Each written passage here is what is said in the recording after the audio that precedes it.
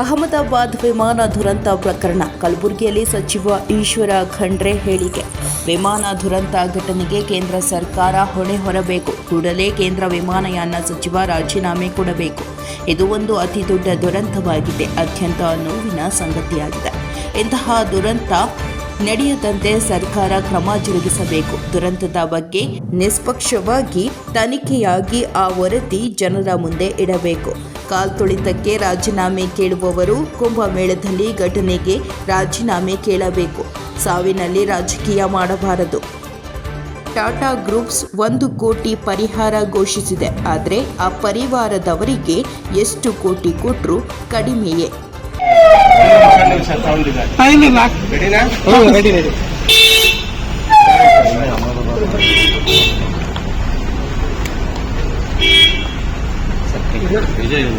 ನಿನ್ನೆ ಅಹಮದಾಬಾದ್ನಲ್ಲಿ ಏನು ವಿಮಾನ ಪತನ ಆಗಿದೆ, ಅತಿ ದೊಡ್ಡ ದುರಂತ ಆಗಿದೆ.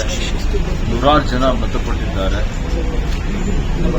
ಈ ಸುದ್ದಿ ನನಗೆ ಮುಟ್ಟಿದ ತಕ್ಷಣ ಅತ್ಯಂತ ದಿಗ್ಭ್ರಮೆ ಆಯಿತು. ಅತ್ಯಂತ ದುಃಖದ ಸಂಗತಿ ಆಗಿದೆ. ಅತ್ಯಂತ ನೋವಿನ ಇಡೀ ನಾನಾಗಲಿ ಇಡೀ ದೇಶದ ಜನ ಆ ಪರಿವಾರದ ಜೊತೆಯಲ್ಲಿದ್ದೇವೆ. ಅವರ ದುಃಖದಲ್ಲಿ ನಾವೆಲ್ಲ ಶಾಮೀಲಾಗಿದ್ದೇವೆ.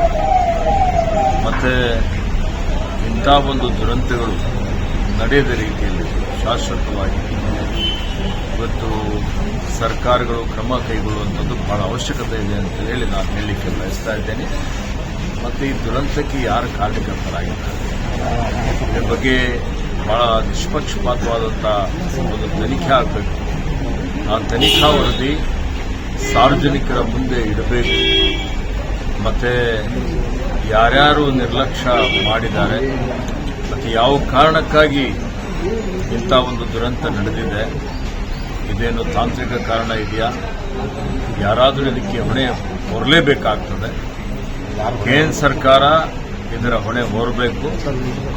ಮತ್ತೆ ನೈತಿಕ ಒಂದು ಜವಾಬ್ದಾರಿಯನ್ನು ವಹಿಸಿಕೊಂಡು ಅವರು ಸಂಬಂಧಪಟ್ಟಂಥ ಸಚಿವರು ಮತ್ತೆ ರಾಜೀನಾಮೆ ಕೊಡಬೇಕು. ಇಂಥ ದುರ್ಘಟನೆಗಳು ಆಗದ ರೀತಿಯಲ್ಲಿ ಮುಂದೆ ಕ್ರಮ ಜರುಗಿಸಬೇಕು ಅಂತ ಹೇಳಿ ನಾನು ಒತ್ತಾಯ ಮಾಡುತ್ತೇನೆ.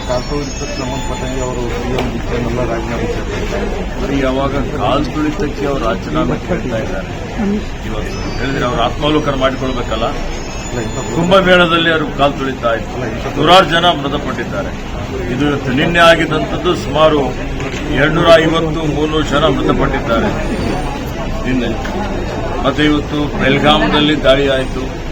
ಹಿಂದೆ ಇವರು ಸರ್ಕಾರಗಳಿದ್ದಾಗ ವಿಮಾನ ಅಪಹರಣ ಆಯಿತು, ಪಾರ್ಲಿಮೆಂಟ್ ಮೇಲೆ ದಾಳಿ ಆಯಿತು, ಪುಲ್ವಾಮಾ ಮೇಲೆ ದಾಳಿ ಆಯಿತು, ಅಕ್ಷರಧಾಮ್ ಮೇಲೆ ದಾಳಿ ಆಯಿತು. ಇದೆಲ್ಲ ಏನಾದರೂ ಜವಾಬ್ದಾರಿ ಹೊತ್ಕೊಂಡ್ರೆ ಇದಕ್ಕೆ ಇವತ್ತಿನ ಪರಿಸ್ಥಿತಿಯಲ್ಲಿ ನಾವು ಸಾಧನೆಯಲ್ಲಿ ರಾಜಕೀಯ ಮಾಡುವಂಥದ್ದು ಅಲ್ಲ, ಯಾರೂ ಮಾಡಲೂಬಾರದು. ಇದು ಅತ್ಯಂತ ದುರದೃಷ್ಟಕರವಾದಂಥದ್ದು ಮತ್ತು ಅತ್ಯಂತ ದುಃಖದ ಒಂದು ಸಂಗತಿ. ಇಂಥ ಸಮಯದಲ್ಲಿ ನಾವೆಲ್ಲರೂ ಸೇರಿ ಒಗ್ಗಟ್ಟಾಗಿ ಆ ಪರಿವಾರ ಜೊತೆಯಲ್ಲಿ ಇದ್ದುಕೊಂಡು ಇವತ್ತು ಇದು ಯಾಕೆ ಈ ಒಂದು ದುರಂತ ಆಗಿದೆ ಅನ್ನೋದ್ರ ಬಗ್ಗೆ ವಾಸ್ತವಾಂಶದ ಒಂದು ಸಂಗತಿಗಳನ್ನು ತನಿಖೆ ಮುಖಾಂತರ ಎಲ್ಲ ವರದಿಯನ್ನು ಪಡೆದು ಮುಂದಿನ ಕ್ರಮ ಜರುಗಿಸಬೇಕು ಅಂತ ಹೇಳಿ ನಾನು ಹೇಳಿಕೆ ಬಯಸ್ತೇನೆ. ನಿಮಗಿರುವಂತಹ ಮಾಹಿತಿ ಏನು ರೀಸನ್ ಮುಂಚೆ ಒಬ್ಬರು ಪ್ಯಾಸೆಂಜರ್ ವಿಡಿಯೋ ಮಾಡಿದ್ರು. ಆ ಫ್ಲೈಟ್ ಬಂದಿದೆ, ಡೆಲ್ಲಿಯಿಂದ ಅಹಮದಾಬಾದ್ ಬಂದಿತ್ತು. ಆ ಫ್ಲೈಟಲ್ಲಿ ಟೆಕ್ನಿಕಲ್ ಪ್ರಾಬ್ಲಮ್ ಇದೆ ಅಂತ ಹೇಳಿ AC ವರ್ಕ್ ಆಗ್ತದೆ. ಅಂತ ಫ್ಲೈಟನ್ನು ಮತ್ತೆ ತಾಂತ್ರಿಕ ದೋಷ ಇದೆ ಅಂತ ಹೇಳಿ ಗೊತ್ತಾದರೂ ಇವತ್ತಿದೆಲ್ಲ ನಿರ್ವಹಣೆ ಮಾಡುವಂಥದ್ದು DGCA ಇದೆ, ಮತ್ತೆ ಸಿವಿಲ್ ಏವಿಯೇಷನ್ ಮಂತ್ರಾಲಯ ಇದೆ. ಅವರೆಲ್ಲ ಏನು ಮಾಡ್ತಾ ಇದ್ದಾರೆ? ಜನರ ಜೀವದ ಜೊತೆಯಲ್ಲಿ ಚೆಲ್ಲಾಟ ಆಗ್ತಿರ್ತಕ್ಕಂಥದ್ದು ಇವತ್ತು ಇದು ಅತ್ಯಂತ ಖಂಡನೀಯವಾದಂಥದ್ದು. ಹೀಗಾಗಿ ಇದರ ಬಗ್ಗೆ ತನಿಖೆನೂ ಆಗಬೇಕು. ಯಾರ್ಯಾರು ನಿರ್ಲಕ್ಷ್ಯಕ್ಕೆ ಕಾರಣಕರ್ತರಾಗಿದ್ದಾರೆ ಅಂಥವ್ರ ಮೇಲೆ ಕ್ರಿಮಿನಲ್ ಮೊಕದ್ದಮೆ ಹಾಕಿ ಅವರಿಗೆ ಶಿಕ್ಷೆ ಕೊಡಬೇಕು ಅಂತ ಹೇಳಿ ಒತ್ತಾಯ ಮಾಹಿತಿ ನೋಡಿ. ನಮಗೆ ಇನ್ನೂ ಸ್ಪಷ್ಟವಾದಂಥ ಮಾಹಿತಿ ಬರುವವರೆಗೆ ನಾವು ಪ್ರತಿಕ್ರಿಯೆ ಕೊಡೋದು ಸರಿಯಲ್ಲ. ಹೀಗಾಗಿ ಸ್ಪಷ್ಟವಾದಂಥ ಮಾಹಿತಿ ಬಂದ ಮೇಲೆ ನಮ್ಮ ಪಕ್ಷದ ನಾಯಕರುಗಳು ನಾವೆಲ್ಲ ಪ್ರತಿಕ್ರಿಯೆ ಮಾಡ್ತೀವಿ. ಸರ್ಕಾರಕ್ಕೆ ಏನಾದ್ರು ಪರಿಹಾರದ ಬಗ್ಗೆ ಏನಾದ್ರು ಆಗ್ರಹ ಮಾಡ್ತೀರಾ? ಟಾಟಾ ಗ್ರೂಪ್ 1 ಕೋಟಿ ಪರಿಹಾರ ಘೋಷಣೆ ಮಾಡಿದೆ ನೋಡಿ. 10 ಕೋಟಿ ಕೊಟ್ಟರು ಕಡಿಮೆನೆ. ಯಾಕೆ ಅಂತ ಹೇಳಿದ್ರೆ ಜೀವ ಅತ್ಯಮೂಲ್ಯವಾದದ್ದು. ನೀವು 100 ಕೋಟಿ ಕೊಟ್ಟರು ಜೀವ ಬರುತ್ತೆ, ಜೀವ ವಾಪಸ್ ತಂದುಕೊಡ್ಲಿಕ್ಕೆ ಸಾಧ್ಯ ಆಗ್ತದ? ಆಗೋದಿಲ್ಲ. ಹೀಗಾಗಿ ಆ ಪರಿವಾರದವರಿಗೆ ಎಷ್ಟೇ ಪರಿಹಾರ ಕೊಟ್ಟರು ಕಡಿಮೆನೇ ಇದೆ.